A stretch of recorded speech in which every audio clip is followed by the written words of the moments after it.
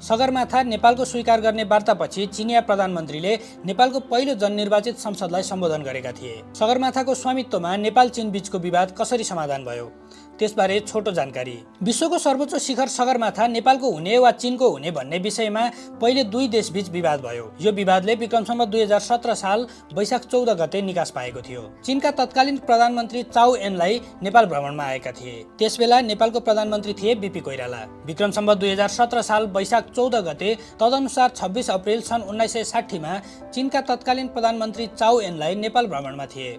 उनको त्यो दोस्रो नेपाल भ्रमण थियो भने उनी 4 दिन नेपाल बसेका थिए। भ्रमणको क्रममा नेपाल र चीनबीच ऐतिहासिक शान्ति तथा मैत्री सन्धिमा हस्ताक्षर भएको थियो, जसमा नेपालका तर्फबाट प्रधानमन्त्री बीपी कोइराला र चीनका तर्फबाट प्रधानमन्त्री चाउ एनलाईले हस्ताक्षर गरेका थिए। त्यसबेला नेपाल चीन सीमा सम्झौता अन्तर्गत दुई देशबीचको सीमा विवाद सुल्झाउन महत्त्वपूर्ण कुराकानी र सहमतिहरू भए। सीमा विवाद भए पनि चीन तथ्य र प्रमाणका आधारमा सगरमाथा नेपालको हो भनेर सहजै स्वीकार गर्ने नेपालको छिमेकी देश हो। दुई देशका प्रधानमन्त्रीहरूको वार्तापछि पत्रकार सम्मेलन आयोजना भएको थियो, जसमा पत्रकार रमेशनाथ पाण्डेले चिनिया प्रधानमन्त्रीलाई प्रश्न सोधे, तपाईहरूले आफ्नो भनी दाबी गरेको सगरमाथा के को आधारमा नेपालको हो भनेर सहमत हुनुभयो? चिनिया प्रधानमन्त्री चाउले जवाफ दिए, हामीले नेपालको दाबीलाई प्रमाणका आधारमा स्वीकार गरेका छौँ। सगरमाथाको शिखर नेपालको हो। त्यसबेला सगरमाथाको शिखर नेपालको हुने र तल पानी ढलोका आधारमा उत्तरी मोहडा चीनको हुने गरी दुई देशबीच सम्झौता भएको थियो। त्यसबेला नेपालको पहिलो जननिर्वाचित संसद थियो,